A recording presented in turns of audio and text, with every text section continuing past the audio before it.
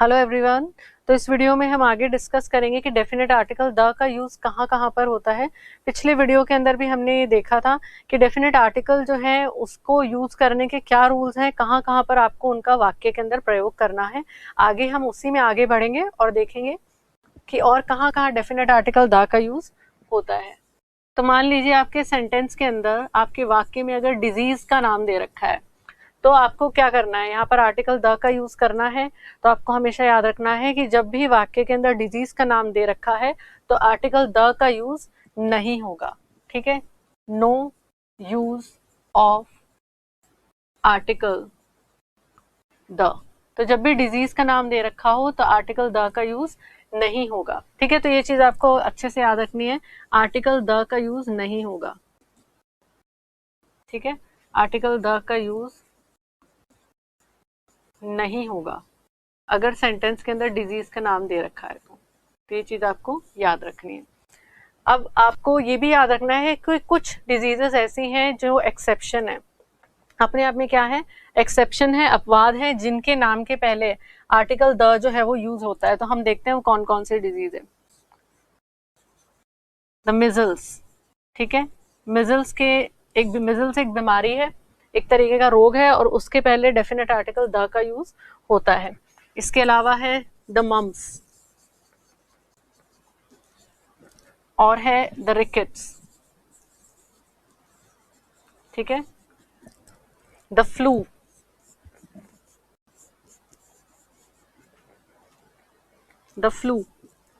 इसके अलावा है द प्लेग। तो ये कुछ ऐसी बीमारियां हैं जिनके पहले हम आर्टिकल द का यूज कर रहे हैं। ठीक है, तो ये एक्सेप्शंस हैं, ये अपने आप में अपवाद है। इसके अलावा जब भी कोई बीमारी का नाम किसी सेंटेंस के अंदर लिखा रहे, रोग का नाम दिया हुआ हो, तो आपको डेफिनेट आर्टिकल द का यूज नहीं करना है। इस चीज का आपको ध्यान रखना है। ठीक है, और ये कुछ एक्सेप्शनल डिजीज हैं जो आपको याद रखनी है कि जब भी इनका नाम आएगा तो आपको डेफिनेट आर्टिकल द का प्रयोग वहां पर करना है। अब हम चलते हैं आगे। अब हम देखेंगे न्यूज़पेपर के नाम के साथ क्या होगा। ठीक है, तो न्यूज़पेपर का नाम अगर लिखा हुआ है, किसी भी समाचार पत्र का अगर नाम दिया हुआ है वाक्य के अंदर, तो उसके साथ आर्टिकल द का यूज होगा। आर्टिकल द का यूज होगा। तो न्यूज़पेपर के नाम से पहले आर्टिकल द का यूज आपको करना होता है। तो ये चीज आप याद रखिए। एग्जाम्पल देखिए इसका। तो एग्जाम्पल हम इसका देखते हैं, जैसे द टाइम्स ऑफ इंडिया एक न्यूज़पेपर का नाम है, एक समाचार पत्र का नाम है, तो उसके नाम के आगे क्या लगा हुआ है, डेफिनेट आर्टिकल द। ठीक है, और न्यूज़पेपर के एग्जाम्पल देखिए आप, द हिंदू। तो हिंदू भी एक समाचार पत्र है, उसके नाम के आगे भी डेफिनेट आर्टिकल द लिखा हुआ है। फिर है द इकोनॉमिक टाइम्स। तो इकोनॉमिक टाइम्स भी एक समाचार पत्र है और इकोनॉमिक टाइम्स से पहले हमने क्या लगाया है, द। तो आपको हमेशा याद रखना है, जब भी समाचार पत्र का नाम वाक्य में दे रखा हो तो उस नाम से पहले डेफिनेट आर्टिकल द का यूज होगा। ठीक है, अब इसके अलावा और कहाँ पर डेफिनेट आर्टिकल द का यूज होगा, तो अगर पॉलिटिकल पार्टी का नाम दे रखा है, पॉलिटिकल पार्टीज। ठीक है, तो पॉलिटिकल पार्टीज अगर दे रखी हैं आपके वाक्य के अंदर, तो इनसे पहले क्या होगा, इनसे पहले आर्टिकल द का यूज होगा। ठीक है, तो ये चीज भी आपको याद रखनी है, आर्टिकल द का यूज होगा। ठीक है, तो जब भी पॉलिटिकल पार्टी का नाम दे रखा हो तो आपको याद रखना है उसके पहले आप आर्टिकल द का यूज करेंगे। एग्जाम्पल देखिए, एग्जाम्पल है बीजेपी, तो the Bharatiya Janata party, the Congress, the Republican. ठीक है, या द डेमोक्रेट्स। तो ये सभी क्या है, ये पॉलिटिकल पार्टीज के नाम है। बीजेपी, उसके पहले हमने डेफिनेट आर्टिकल द का यूज किया है। कांग्रेस, उसके पहले हमने डेफिनेट आर्टिकल का यूज किया है। रिपब्लिकन यूएसए के अंदर पॉलिटिकल पार्टी है, उसके नाम के आगे हमने द का यूज किया है।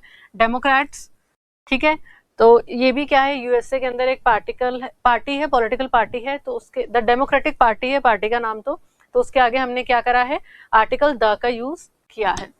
ठीक है, द डेमोक्रेटिक पार्टी। ठीक है, तो ये पॉलिटिकल पार्टीज हैं, इनके नाम से पहले आपको डेफिनेट आर्टिकल द का प्रयोग करना है।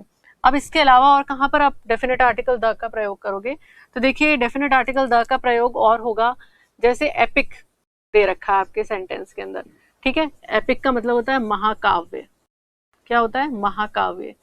आपका जो वाक्य है उसके अंदर एपिक मेंशन कर रखा है, एपिक जो है वो दे रखा है। जैसे कि एग्जाम्पल देखिए आप, महाभारत। महाभारत क्या है? एक काव्य रचना है, एक एपिक है। रामायण, ये भी एक एपिक है। तो जब भी एपिक का नाम दे रखा हो तो आपको क्या करना है? क्या आपको आर्टिकल का यूज करना है? तो बिल्कुल यूज करना है। ठीक है, महाकाव्य जिसको हम इंग्लिश में एपिक कहते हैं, इसके नाम से पहले, इसके नेम से पहले आर्टिकल द का यूज होगा। ठीक है, आर्टिकल द का यूज होगा। ठीक है, यूज होगा। तो ये चीज आपको ध्यान रखनी है कि आर्टिकल द जो है उसका यूज किसके पहले होगा? एपिक के नाम से पहले होगा। तो ये हो जाएगा द महाभारत, द रामायण। तो जितने भी एपिक्स हैं, जितने भी महाकाव्य हैं, काव्य रचनाएं हैं, उनका नाम जब भी आप लिखते हैं तो उसके पहले आपको डेफिनेट आर्टिकल द का प्रयोग करना है। ठीक है, तो जब भी महाकाव्य का नाम होगा तो इसके नेम से पहले आर्टिकल द का यूज होगा। ठीक है, इसके अलावा और कहां पर होगा? तो देखिए अगर हॉली बुक्स का नाम दे रखा है, ठीक है, धार्मिक ग्रंथों का नाम दे रखा है, जो हॉली बुक्स होती हैं, होली बुक्स होती हैं, उनका नाम अगर दे रखा है तो उसके पहले भी आर्टिकल द का यूज होगा। तो आपको याद रखना है आर्टिकल द का यूज इनके नाम से पहले होगा, इनके नेम से पहले होगा। Okay, definite article the will be used before the names of Holi book. तो आर्टिकल द का यूज इनके नाम से पहले होगा। ठीक है, तो आपको याद रखना है जब भी होली बुक का नाम दे रखा हो तो उसके पहले आप डेफिनेट आर्टिकल द लगाएंगे। जैसे कि द गीता, गीता एक क्या है? धार्मिक ग्रंथ है, तो गीता जो है उसके नाम से पहले क्या लगेगा? द लगेगा। ठीक है, उसी तरीके से द बाइबल, ठीक है, द कुरान, ये सब क्या है? ये होली बुक्स है, और इन होली बुक्स के नाम से पहले हम क्या लगा रहे हैं? Article the. Definite article the use होगा। महाकाव्य है या फिर होली बुक्स है, इन सब के नाम से पहले द आर्टिकल का यूज होगा। अब हम आगे चलते हैं और देखते हैं और कहां पर द आर्टिकल का यूज होगा। तो होली बुक्स के अलावा आर्टिकल द का यूज होगा मान लीजिए आपके सेंटेंस के अंदर पब्लिक प्लेसेस दे रखे हैं। ठीक है, पब्लिक प्लेसेस दे रखे हैं, जैसे कि थिएटर, ठीक है, या फिर म्यूजियम, या फिर बस स्टेशन, या bus stand, bus stand, station, railway station. तो ये जो भी पब्लिक प्लेसेस हैं, अगर ये आपके सेंटेंस के अंदर दे रखे हैं तो इनके नाम से पहले भी आप क्या लगाओगे? आर्टिकल द को यूज करोगे। ठीक है, एग्जाम्पल से देखिए, इनके नाम से पहले हमें आर्टिकल द को यूज करना है, आर्टिकल द यूज होगा। ठीक है, एग्जाम्पल देखिए, take me to the bus stand. ठीक है, तो मैंने यहाँ पे क्या लिखा है? Bus stand.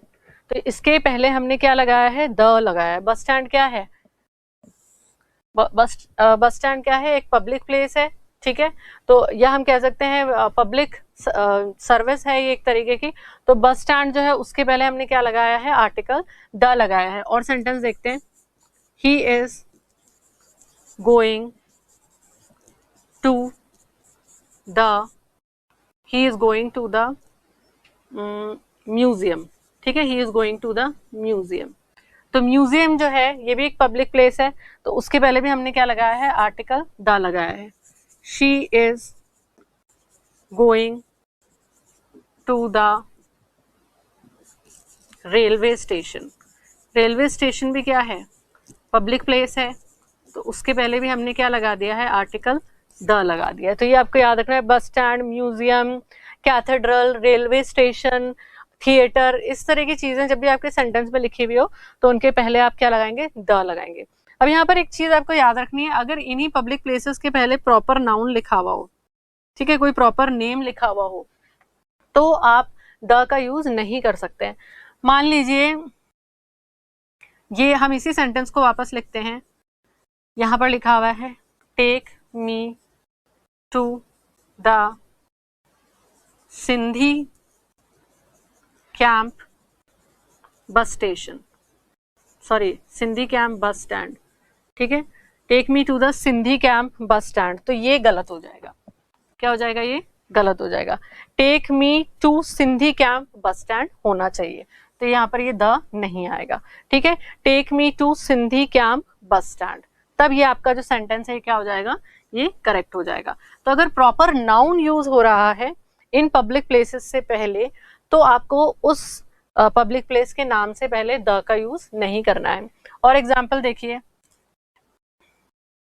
He is going to the Banaras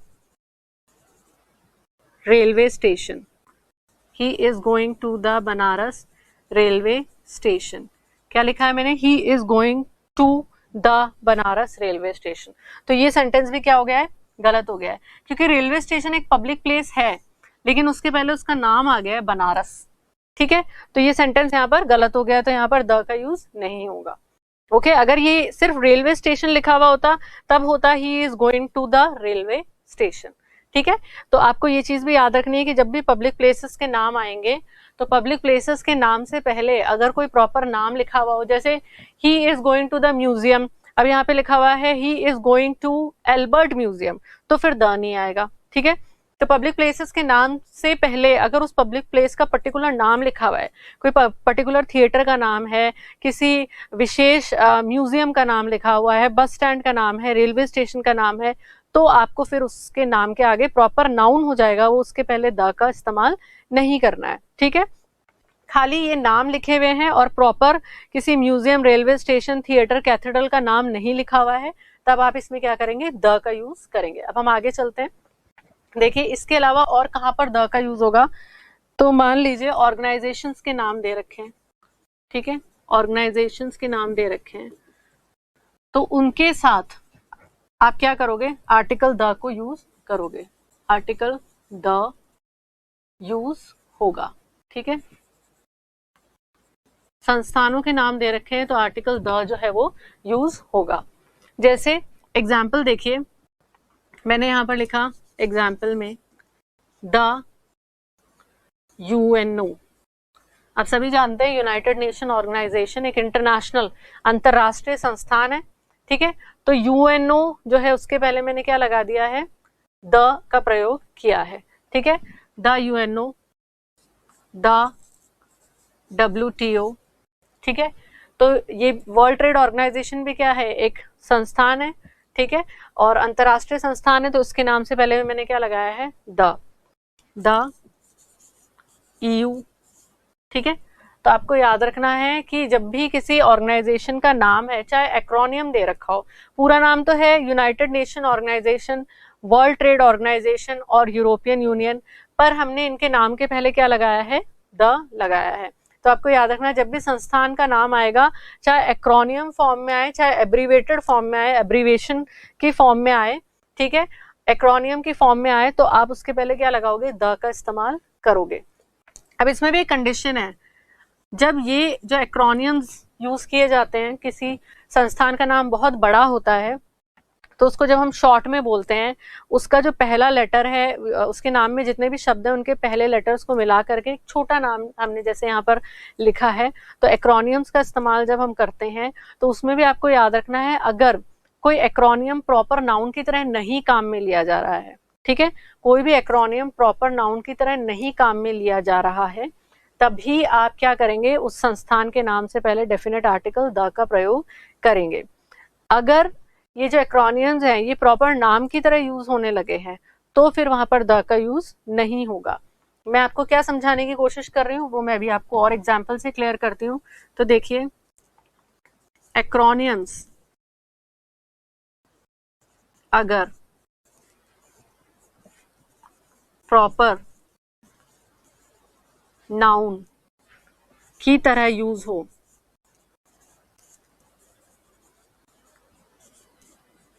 तो आर्टिकल द नहीं आएगा। ठीक है, आर्टिकल द यूज नहीं होगा, नहीं होगा। एग्जाम्पल से समझिए इसको। देखिए, जो चीज मैंने यहाँ पर लिखी है उसका एग्जाम्पल मैं आपको बताती हूँ। जैसे मैंने यहाँ पर लिखा नाटो, ठीक है, मैंने क्या लिखा, नाटो। ये एक संस्थान का नाम है और है एक्रोनियम, लेकिन मैं इसको इंडिविजुअली इन लेटर्स को नहीं पढ़ रही हूँ। जैसे यहाँ पढ़ रही थी UNO, WTO, EU, वैसे नहीं पढ़ रही हूँ उसको। मैं क्या पढ़ रही हूँ, नाटो। और एक प्रॉपर नाउन की तरह ये जो नाटो है एक्रोनियम एक संस्थान का, लेकिन हम इसको प्रॉपर नाउन की तरह यूज कर रहे हैं। और एग्जाम्पल देखिए, नासा, नासा। अब इस नासा को भी हम NASA तो नहीं पढ़ते हैं, हम इसे क्या बोल रहे हैं, नासा। ठीक है, इसका जो फुल फॉर्म है वो है national aeronautics and space administration. तो उतना बड़ा नाम हम नहीं बोल रहे हैं और ना हम ऐसे कह रहे हैं NASA, हम इसको पढ़ रहे हैं नासा। नासा जब हम इस एक्रोनियम को पढ़ रहे हैं तो ये प्रॉपर नाउन बन गया। अब इसके आगे द अगर आप यूज करोगे तो गलत हो जाएगा, तो नासा के आगे द जो है वो नहीं आएगा। ठीक है, तो ये चीज आपको याद रखनी है। इसी तरीके से आप देखो और बहुत सारे ऐसे उदाहरण है, जैसे कि सार्क। सार्क भी एक ऑर्गेनाइजेशन है, ठीक है, दक्षिणी एशियाई देशों की, साउथ एशियन कंट्रीज की, south Asian association of regional corporation. तो हम इसको SAARC करके नहीं पढ़ रहे हैं, हम इसको क्या बोलते हैं, सार्क। तो हम यहाँ पर इस एक्रोनियम को प्रॉपर नाउन की तरह इस्तेमाल कर रहे हैं, तो यहाँ पर द आर्टिकल जो है वो यूज नहीं होगा। तो ये चीज आपको याद रखनी है।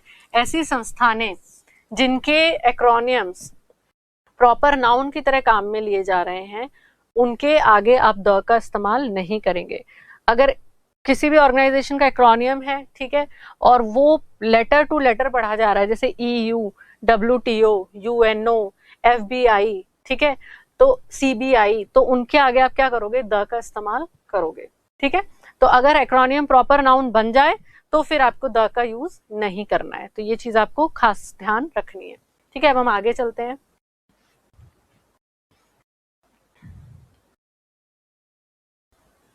अब देखो और कहां पर द का यूज होगा, तो देखते हैं। अगर मान लीजिए आपके सेंटेंस में लिखा हुआ है जेल, आपके सेंटेंस के अंदर लिखा हुआ है स्कूल, कॉलेज, हॉस्पिटल, ठीक है, आपके वाक्य के अंदर ये दे रखे हैं, ठीक है, जेल, स्कूल, कॉलेज, हॉस्पिटल, और ये अपने प्राइमरी पर्पस को बता रहे हैं। क्या बता रहे हैं, अपने प्राथमिक उद्देश्य को बता रहे हैं, ये अपने प्राइमरी पर्पस को बता रहे हैं। ठीक है, या हम यूं कहें प्राथमिक उद्देश्य को बता रहे हैं। तो प्राइमरी पर्पस क्या हो सकता है, जेल का होगा इम्प्रिजनमेंट, ठीक है, कैद, और स्कूल का क्या होगा, स्कूल का होगा एजुकेशन, कॉलेज का भी एजुकेशन है, हॉस्पिटल का है ट्रीटमेंट। तो जब भी वाक्य के अंदर अपने प्राइमरी पर्पस को बताएं, ये शब्द अपने प्राथमिक उद्देश्य को बताएं, तो हमें क्या करना है, तो हमें आर्टिकल द का यूज नहीं करना है। क्या नहीं करना है, आर्टिकल द का यूज नहीं करना है। ठीक है, तो यहाँ पर आर्टिकल द यूज नहीं होगा। ठीक है, क्या नहीं होगा, आर्टिकल द यूज नहीं होगा। ठीक है, जैसे देखिए example, he goes to school. Okay,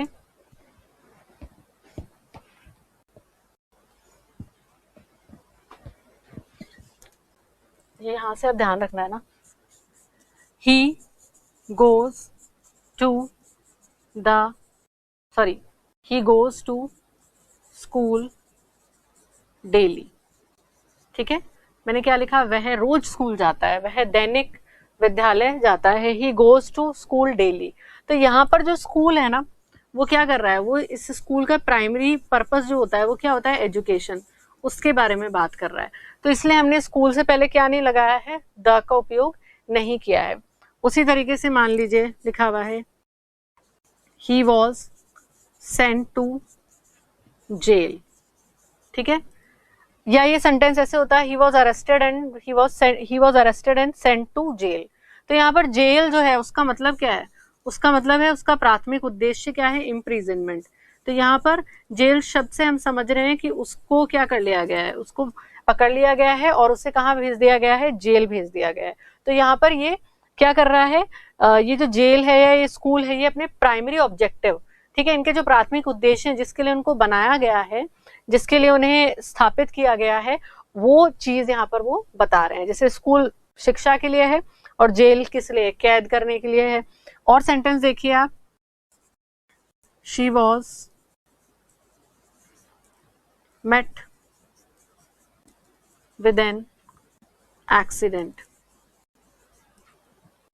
and taken to hospital, ठीक है, हमने क्या लिखा है, उसके साथ क्या हुआ, उसका एक्सीडेंट हो गया, ठीक है, दुर्घटना हो गई है और उसे कहाँ ले जाया गया है, उसे हॉस्पिटल ले जाया गया है। She was met with an accident and was taken to hospital. तो यहाँ पर भी हॉस्पिटल जो है उसका प्राइमरी ऑब्जेक्टिव जो है वही चीज हमें दिख रही है, वो है ट्रीटमेंट, क्या है, उपचार करना, ठीक है। तो ट्रीटमेंट जो है उसके लिए इसको हॉस्पिटल ले जाया गया है। जिस लड़की की क्या हो गई है, दुर्घटना हो गई है, ठीक है, तो उसका एक्सीडेंट हो गया है और एक्सीडेंट की वजह से उसे हॉस्पिटल ले जाया गया। तो यहाँ पर भी हॉस्पिटल का मतलब क्या है, ट्रीटमेंट के लिए ले जाया जा रहा है। तो हम इन तीनों वाक्यों के अंदर देख रहे हैं कि स्कूल का प्राइमरी ऑब्जेक्टिव एजुकेशन का पता चल रहा है हमें, जेल का इम्प्रिजनमेंट जिसे हम कैद कहते हैं, और इस तीसरे सेंटेंस के अंदर हॉस्पिटल अपने ट्रीटमेंट वाले ऑब्जेक्टिव के बारे में बता रहा है। तो यहाँ पर हम द का यूज नहीं करेंगे। लेकिन अगर ये सेंटेंस अपने प्राइमरी ऑब्जेक्टिव्स को ना बताएं, ठीक है, या हम यूं कहें स्कूल, कॉलेज, हॉस्पिटल, जेल वाक्य में यूज तो किए गए लेकिन ये अपने प्राइमरी ऑब्जेक्टिव को नहीं बता रहे हैं, तो हम क्या करेंगे, फिर हम आर्टिकल द का यूज करेंगे। जैसे कि हम आगे चलते हैं, ठीक है, और मैं यहाँ पर और एग्जाम्पल्स लिखती हूँ। जैसे मैंने एग्जाम्पल में लिखा, Ramesh went to the school to attend PTM. Okay, मैंने क्या लिखा है, Ramesh went to the school to attend PTM. PTM का मतलब है पेरेंट्स टीचर मीटिंग, ठीक है। तो पेरेंट्स टीचर मीटिंग स्कूल का कोई प्राइमरी ऑब्जेक्टिव नहीं है, ये कोई प्राइमरी ऑब्जेक्टिव नहीं है, ठीक है। तो रमेश जो है वो स्कूल गया है पेरेंट्स टीचर मीटिंग को अटेंड करने के लिए। तो रमेश यहाँ पर पेरेंट्स टीचर मीटिंग में जा रहा है, इसका मतलब वो खुद पेरेंट है या गार्जियन है। तो जब वो पेरेंट्स टीचर मीटिंग अटेंड करने के लिए स्कूल जा रहा है, तो यहाँ पर स्कूल जो है वो अपना प्राइमरी ऑब्जेक्टिव नहीं बता रही है, क्योंकि स्कूल का जो प्राथमिक उद्देश्य है वो पेरेंट्स टीचर मीटिंग कंडक्ट करवाना, ऑर्गेनाइज करवाना नहीं है, ठीक है। क्या है मेन ऑब्जेक्टिव, वो है एजुकेशन। तो इस सेंटेंस के अंदर ये अपना प्राइमरी ऑब्जेक्टिव जो है वो नहीं शो कर रहा है स्कूल, इसलिए हमने इसके आगे क्या लगा दिया, आर्टिकल द का इस्तेमाल किया है। इसी तरीके से आप देखिए, मैंने लिखा, I went to the hospital to see my friend। अब इस वाक्य के अंदर आप देखो हॉस्पिटल जो है, ठीक है, इस वाक्य में क्या लिखा हुआ है, I went to the hospital to see my friend। मैं हॉस्पिटल गया था अपने दोस्त से मिलने, ठीक है। I went to the hospital to see my friend। अब यहाँ पर जो हॉस्पिटल है इस शब्द का प्रयोग किया गया है, तो हॉस्पिटल यहाँ पे ट्रीटमेंट के बारे में नहीं बता रहा है। हॉस्पिटल यहाँ पर एक परिसर की तरह यहाँ पर क्या बताया गया है, एक प्रेमाइसेस की तरह बताया गया है, जहां पर कौन गया है, मैं गया हूं या मैं गई हूं अपने मित्र से मिलने के लिए। हो सकता है मित्र वहां पर काम करता हो, ये भी हो सकता है कि वो फ्रेंड जो है वो वहां पर एडमिटेड है और हम उसके हालचाल पूछने के लिए हॉस्पिटल गए हैं, ठीक है। तो हॉस्पिटल यहाँ पर एक लोकेशन या हम कह सकते हैं एक प्रेमाइसेस, एक प्लेस का काम कर रहा है, ना कि अपना प्राइमरी ऑब्जेक्टिव, ना कि अपना प्राथमिक उद्देश्य बता रहा है वाक्य के अंदर। इसलिए हमने हॉस्पिटल से पहले क्या लगा दिया है, आर्टिकल द का यूज किया है। तो ये चीज आपको ध्यान रखनी है। और हम देखते हैं the jail is located behind the school. Okay, अब देखो ये sentence, the jail is located behind the school. जो जेल है वो कहाँ स्थित है, स्कूल के पीछे। तो यहाँ पर ये जो जेल है ये इम्प्रिजनमेंट, एक जेल का प्राथमिक उद्देश्य क्या होता है, लोगों को कैद करना। तो वो जेल जो है यहाँ पर, वो चीज यहाँ पर आपको इस सेंटेंस के अंदर नहीं एक्सप्रेस कर रही है, नहीं बता रही है, बल्कि ये जो जेल है ये क्या शो कर रही है अपने आप में। यहाँ पर जब हम जेल की बात कर रहे हैं तो ये एक प्रेमाइसेस है, एक परिसर है, ठीक है। तो हम जेल को इस सेंटेंस में प्रेमाइसेस कह के रेफर कर रहे हैं। The jail is located behind the school, school के पीछे। तो यहाँ पे भी स्कूल जो है कोई अपने प्राइमरी ऑब्जेक्टिव एजुकेशन नहीं बता रही है, बल्कि एक लोकेशन की तरह लिखी हुई है, ठीक है। तो यहाँ पर स्कूल एक लोकेशन की तरह लिखी हुई है और जेल एक प्रेमाइसेस की तरह लिखी हुई है। यहाँ पर बताने वाला ये बताना चाह रहा है जो जेल का परिसर है वो स्कूल के पीछे स्थित है, और स्कूल यहाँ पर लोकेशन है सेंटेंस में। तो आप इन तीनों ही सेंटेंस के अंदर देखो कि जो स्कूल है, हॉस्पिटल है और जेल है, या कॉलेज भी हो सकता था एग्जाम्पल में, तो ये जो है ये अपने प्राइमरी ऑब्जेक्टिव, अपने प्राथमिक उद्देश्य को नहीं व्यक्त कर रहे हैं, बल्कि कुछ और सेंटेंस के अंदर ये अपना मीनिंग एक्सप्रेस कर रहे हैं। तो जब भी इस तरीके से सेंटेंस के अंदर इनका उपयोग किया जाता है तो हम क्या करेंगे, हम आर्टिकल द का इस्तेमाल इनके पहले करेंगे। तो ये चीज आपको याद रखनी है, ठीक है। तो ये एक इसके अंदर, इस रूल के अंदर आपको एडिशनल ये फैक्ट याद रखना है, ठीक है। अब हम आगे चलते हैं। अब इसके बाद हम देखेंगे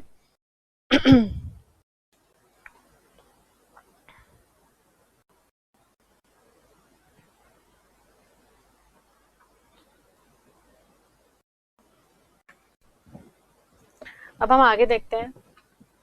मान लीजिए आपके सामने बैंक का नाम लिखा हुआ है सेंटेंस के अंदर। किसका नाम लिखा हुआ है, बैंक का। तो अगर बैंक का नाम दे रखा है सेंटेंस के अंदर, तो देखिए बैंक के नाम में आपको याद रखना है ये चीज, बैंक के नाम में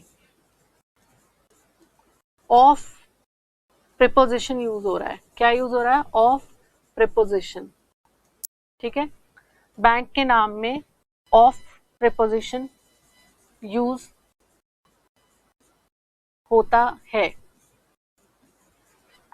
तो क्या होगा, तो आर्टिकल द का यूज होगा। तो आर्टिकल द का यूज होगा, ठीक है। तो मैंने यहां पर क्या लिखा है, बैंक के नाम में ऑफ प्रीपोजिशन यूज होता है तो आर्टिकल द का यूज होगा। एग्जाम्पल देखिए, जैसे मैंने लिखा the state bank of India. तो आप देखिए यहां पर ऑफ यूज हो रहा है, ठीक है। आप ऐसे देखो तो यहां पर एक नाउन है, फिर ऑफ है, फिर एक नाउन है। तो जब भी इस तरीके का सेंटेंस के अंदर आप फॉर्मेशन देखते हैं नामों में, किसी प्लेस के नेम में, कि नाउन है फिर ऑफ है फिर नाउन है, तो वहां पर आपको क्या करना है, उससे पहले डेफिनेट आर्टिकल द का यूज करना है। या आप ऐसे भी याद रख सकते हैं कि बैंक के नाम में अगर ऑफ आएगा तो बिल्कुल आपको इसी तरीके की फॉर्मेशन देखने को मिलेगी, the state bank of India. और एग्जाम्पल देखिए, the reserve bank of India, ठीक है। तो आपको याद रखना है बैंकों के नाम में जहां जब भी ऑफ का यूज होगा तो इसी तरीके की फॉर्मेशन होगी, तो आप वहां पर डेफिनेट आर्टिकल द का यूज करेंगे। अब आपको ये भी याद रखना है, अगर बैंक का नाम जो है किसी व्यक्ति, ठीक है, या स्थान, ठीक है, किसी व्यक्ति या स्थान के नाम पर हो, ठीक है, तो आपको क्या करना है, आर्टिकल द यूज नहीं करना है, ठीक है। आर्टिकल द यूज नहीं होगा, नहीं होगा। तो ये चीज आपको याद रखनी है। ठीक है, कि जब भी किसी बैंक के नाम में किसी व्यक्ति या स्थान का नाम हो या कुछ भी नाम से शुरू हो रहा हो तो आपको वहां पर आर्टिकल द का यूज नहीं करना है। एग्जाम्पल देखिए, एग्जाम्पल में हम देखेंगे कैनरा बैंक। ठीक है, देखिए कैनरा बैंक एक नाम से शुरू हो रहा है ये, तो इसके आगे मैंने डेफिनेट आर्टिकल द का यूज नहीं किया है। इसी तरह से आप देखिए द्विश बैंक। ठीक है, तो ये भी एक बैंक का नाम है और ये किससे शुरू हो रहा है, द्विश शब्द से शुरू हो रहा है, तो इसके आगे हमने आर्टिकल द का प्रयोग नहीं किया है। इसी तरीके से आप देखिए पंजाब नेशनल बैंक, तो उसमें भी द का यूज पहले नहीं होगा। तो बैंकों के नाम के अंदर आपको ये चीज याद रखनी है कि बैंक के नाम में अगर ऑफ हो तो आप सीधा बैंक के नाम में आर्टिकल द का इस्तेमाल करें, और अगर ना हो सीधा किसी नाम से बैंक का नाम शुरू हो रहा हो तो आप वहां पर डेफिनेट आर्टिकल द का इस्तेमाल नहीं करेंगे। अब हम देखते हैं यूनिवर्सिटीज जो होती हैं, यूनिवर्सिटीज के जो नाम है उसके अंदर हम आर्टिकल का यूज करते हैं क्या। तो यूनिवर्सिटी का नाम अगर है, ठीक है, तो उसमें आप क्या करोगे, तो इनके नाम से पहले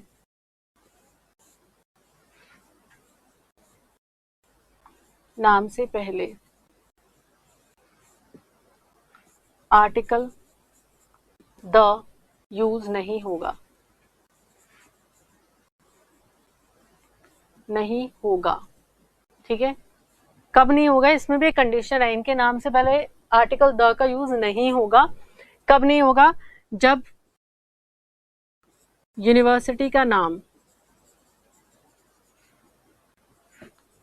किसी पर्सन या प्लेस के नाम पर हो। ठीक है, तो फिर आप नहीं यूज करेंगे। ठीक है, तो इनके नाम से पहले आर्टिकल द का यूज नहीं होगा जब यूनिवर्सिटी किसी पर्सन प्लेस के नाम पर हो। ठीक है, यूनिवर्सिटी का नाम किसी पर्सन या प्लेस के नाम पर हो। ठीक है, एग्जाम्पल देखते हैं। एग्जाम्पल देखिए, ज्यादातर यूनिवर्सिटीज का नाम ऐसे होता है, राजस्थान यूनिवर्सिटी। ठीक है, तो इसके पहले द यूज नहीं होगा, तो ये चीज आपको याद रखनी है। राजस्थान यूनिवर्सिटी, तो राजस्थान यूनिवर्सिटी के पहले हमने द नहीं लगाया है। अगर आपने लिख दिया द राजस्थान यूनिवर्सिटी, अगर आपने लिखा तो ये बिल्कुल गलत हो जाएगा। ठीक है, अब आपको यूनिवर्सिटी के नाम के आगे द लगाना ही है, तो आप किस तरीके से लगाएंगे, तो आप इसको इस तरह से लिख सकते हैं, द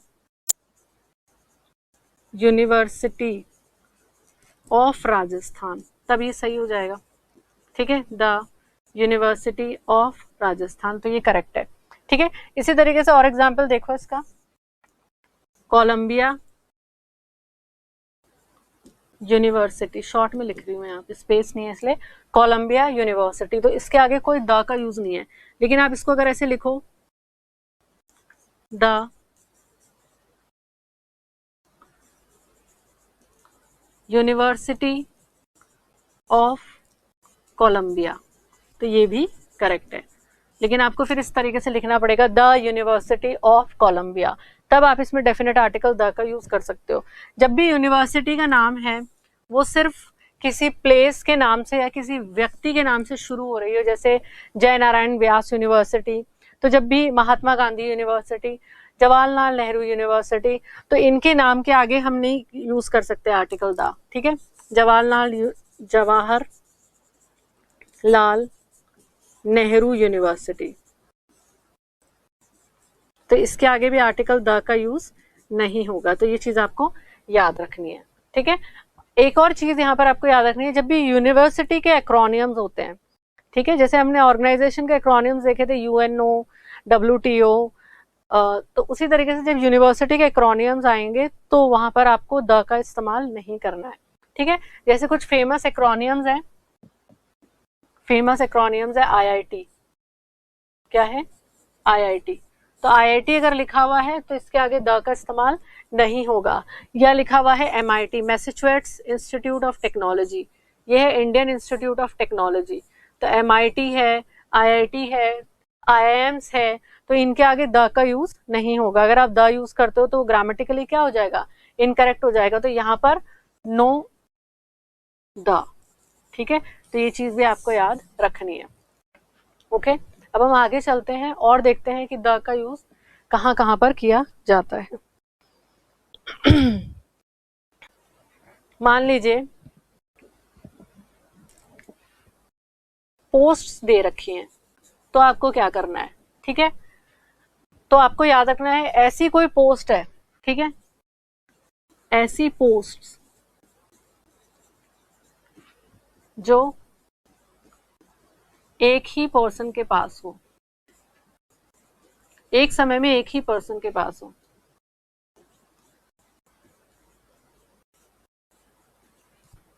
तो आर्टिकल द का यूज होगा। आर्टिकल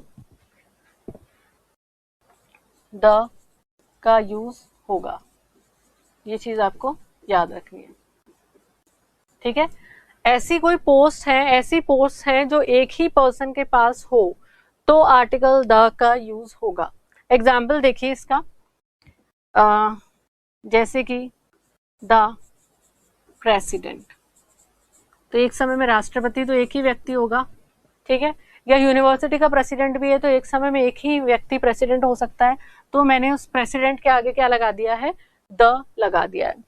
या हम और एग्जाम्पल्स देखते हैं, द प्रिंसिपल, स्कूल कॉलेज इनका प्रिंसिपल एक वक्त में एक ही व्यक्ति हो सकता है, तो हमने उसके आगे क्या लगा दिया है, द का इस्तेमाल कर दिया है। द हेडमास्टर, ठीक है, तो यहाँ पर हमने किसका इस्तेमाल किया है, द का यूज किया है। तो याद रखिए ऐसी कोई पोस्ट है जो एक ही पर्सन के पास हो, तो आर्टिकल द का यूज होगा। तो ये चीज आपको याद रखनी है, जब भी सेंटेंस में ऐसी पोस्ट मेंशन कर रखी हो जो एक वक्त में एक ही व्यक्ति के पास होती है, तो आप उसके आगे क्या लगाओगे, द का यूज करोगे, ठीक है। अब देखिए इन्हीं पोस्ट के पहले मान लीजिए यही पोस्ट है प्रेसिडेंट, प्रिंसिपल, हेडमास्टर की, और इस तरीके की कुछ पोस्ट हैं जिनमें आर्टिकल द हम यूज कर सकते हैं क्योंकि वो एक वक्त पे एक ही व्यक्ति के पास है। अब इन पोस्ट से पहले, ठीक है, मैं यहाँ पे वापस ही पोस्ट लिख देती हूँ, प्रेसिडेंट, प्राइम मिनिस्टर, ठीक है, या फिर प्रिंसिपल, हेडमास्टर, ठीक है। अब ये जो पोस्ट हैं, तो ऐसी पोस्ट से पहले ध्यान दीजिए आप,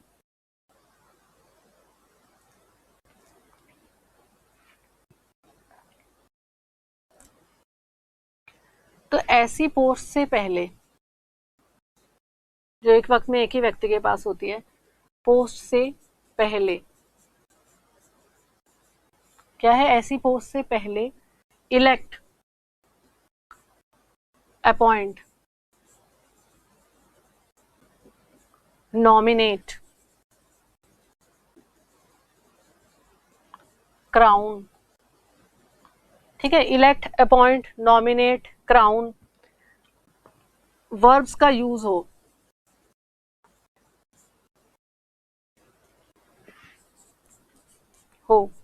तो इन पोस्ट से पहले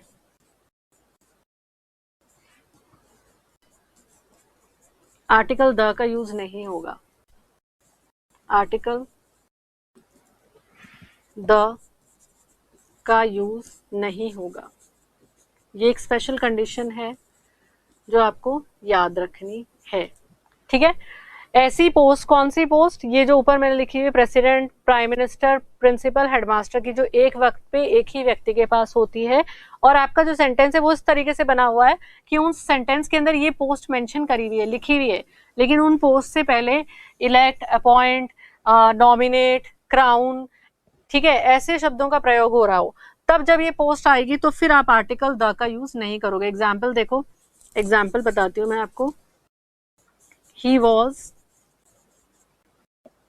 इलेक्टेड प्रेसिडेंट। अब देखो आप, प्रेसिडेंट एक वक्त पे एक ही व्यक्ति होता है, लेकिन उसके पहले हमने इलेक्टेड लगा दिया, निर्वाचित, तो फिर इसके आगे हमने क्या नहीं लगाया, प्रेसिडेंट के आगे आर्टिकल द का प्रयोग नहीं किया है। तो ये चीज आपको याद रखनी है कि ऐसी कोई भी पोस्ट, ठीक है, जिसके आगे इलेक्टेड, नॉमिनेटेड, अपॉइंटेड, क्राउन, इन शब्दों का प्रयोग किया गया हो, तो फिर आप उस पोस्ट के आगे आर्टिकल द का यूज नहीं करेंगे। ठीक है। अब मान लीजिए ऐसी कोई पोस्ट आपके सेंटेंस के अंदर दे रखी है जो एक वक्त पे एक से ज्यादा व्यक्तियों के पास हो सकती है, तो आप क्या करेंगे? तो फिर आप आर्टिकल ए या एन का यूज करेंगे। ठीक है। जैसे देखिए, he was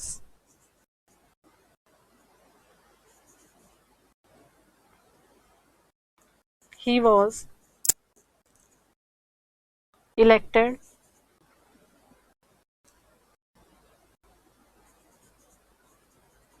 as an MP। ठीक है, he was elected as an MP। ठीक है। तो अब आप देखो, यहां पर ये MP है, मेंबर ऑफ पार्लियामेंट, है ना। यहां पर मैंने क्या लिखा है? Member of parliament. He was elected as an MP। अब MP तो कई सारे हो सकते हैं, लोकसभा में 543 MPs हैं। ठीक है, अभी इस समय तो MP एक वक्त पे कई सारे व्यक्ति हो सकते हैं। तो एक ऐसी पोस्ट है जो एक से ज्यादा व्यक्तियों के पास है, एक से ज्यादा व्यक्तियों के पास है। ठीक है, एक से ज्यादा पर्सन्स के पास है। तो हम क्या कर रहे हैं? तो हम यहाँ पर आर्टिकल ए या एन का यूज कर रहे हैं। एक से ज्यादा पर्सन्स के पास है तो आप उस पोस्ट से पहले ए या एन का इस्तेमाल करोगे। जैसे मैंने लिखा, he was elected as an MP। ठीक है, तो यहाँ पर सेंटेंस के अंदर जो MP है वो एक से ज्यादा व्यक्तियों के पास ये पोस्ट है। ठीक है, he was appointed as a manager. ठीक है, मैनेजर एक कंपनी में कई सारे हो सकते हैं। या मैं यहाँ पर एक और सेंटेंस लिखती हूँ, शी वॉज अपॉइंटेड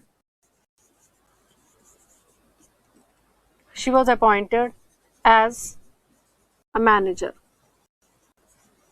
ठीक है, तो यहाँ पर मैनेजर एक कंपनी में कई सारे हो सकते हैं, इसलिए हमने यहाँ पर क्या किया है, इसके आगे अ का यूज करा है, क्योंकि जब मैं मैनेजर बोल रही हूँ तो यहाँ पे साउंड किसका आ रहा है? यहाँ पर साउंड आ रहा है कॉन्सोनेंट का। ठीक है, तो अगर ऐसी कोई पोस्ट दे रखी है अपॉइंटेड, इलेक्टेड, नॉमिनेटेड, क्राउन के बाद जो एक से ज्यादा व्यक्तियों के पास हो, तो वहां पर आप इंडेफिनेट आर्टिकल अ या एन का प्रयोग कर सकते हैं। ठीक है, और जब ये पोस्ट दे रखी है जो एक समय में एक ही व्यक्ति के पास होगी, उनके आगे अगर elect, appoint, nominate, crown verbs का इस्तेमाल हो रहा है, तो फिर आपको आर्टिकल द का प्रयोग नहीं करना है, जैसे यहाँ पर हमने नहीं करा है इलेक्टेड से पहले। ठीक है, जबकि मैंने आपको यहाँ पर बताया था कि सिंपली जब ये पोस्ट लिखी हुई है सेंटेंस में, तो आप इसके आगे किसका यूज करोगे? द का यूज करोगे। अब हम आगे चलते हैं। ठीक है, इसके अलावा देखिए, अगर आपके सेंटेंस के अंदर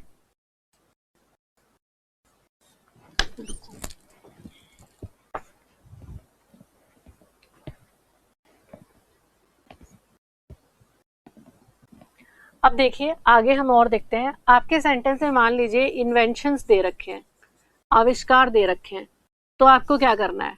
तो आप इनके पहले आर्टिकल द का यूज करेंगे। ठीक है, आर्टिकल द का यूज होगा।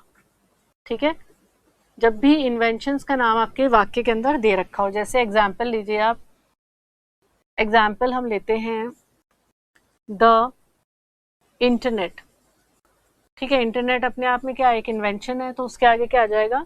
द यूज होगा। ठीक है, द इंटरनेट हो गया, और the computer, the telephone, the telescope. ठीक है, तो ये सब जो इन्वेंशंस हैं, इनके नाम से पहले आपको हमेशा क्या करना है? डेफिनेट आर्टिकल द का यूज करना है। तो ये चीज आपको याद रखनी है कि जब भी इन्वेंशंस का नाम दे रखा है सेंटेंस के अंदर, तो आप उसके पहले क्या करेंगे? आर्टिकल द का यूज करेंगे। इसके अलावा और कहाँ पे करेंगे? देखिए, जब भी आपके सेंटेंस के अंदर म्यूजिकल इंस्ट्रूमेंट्स दे रखे हो, ठीक है, म्यूजिकल इंस्ट्रूमेंट्स का नाम अगर दे रखा हो, म्यूजिकल इंस्ट्रूमेंट्स के नेम से पहले आर्टिकल द का यूज होगा। आर्टिकल द का यूज होगा। ठीक है, जब भी म्यूजिकल इंस्ट्रूमेंट्स का नाम आपके सेंटेंस में दे रखा हो। एग्जाम्पल देखिए, he is playing the piano. Piano क्या है? एक म्यूजिकल इंस्ट्रूमेंट है, और जब म्यूजिकल इंस्ट्रूमेंट का नाम आपके सेंटेंस में आएगा तो आप उसके पहले डेफिनेट आर्टिकल द का यूज करेंगे। He is playing the piano, she was playing flute. Okay, she was playing flute. तो फ्लूट क्या है? बांसुरी है, म्यूजिकल इंस्ट्रूमेंट है। तो म्यूजिकल इंस्ट्रूमेंट के नाम से पहले भी हम क्या करेंगे? द का यूज करेंगे। She was playing the flute. ठीक है, तो फ्लूट के नाम से पहले हमने यहाँ पर क्या किया? डेफिनेट आर्टिकल द का यूज किया। तो जब भी म्यूजिकल इंस्ट्रूमेंट का नाम आपके सेंटेंस में आएगा तो उसके पहले भी आपको डेफिनेट आर्टिकल द का यूज करना है। इसके अलावा और कहाँ पर यूज करोगे? तो देखिए, बॉडी पार्ट्स का नाम आए, ठीक है, बॉडी पार्ट्स। तो बॉडी पार्ट्स का जब भी नाम आएगा तो डेफिनेट, या हम यूं कहें पर्टिकुलर बॉडी पार्ट के नाम से पहले, नाम से पहले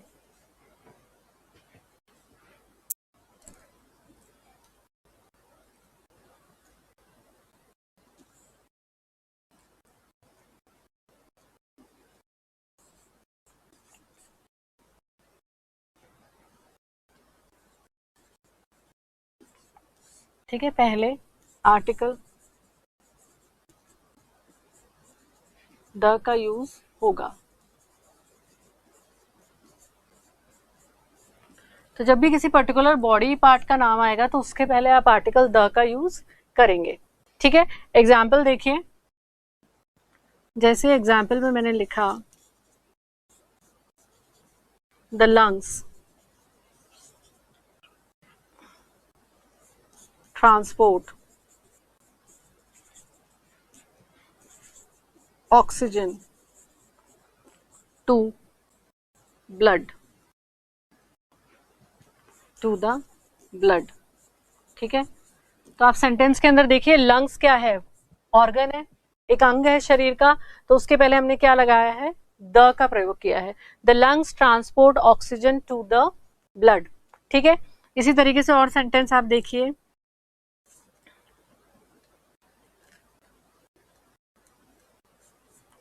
द pulmonary artery carries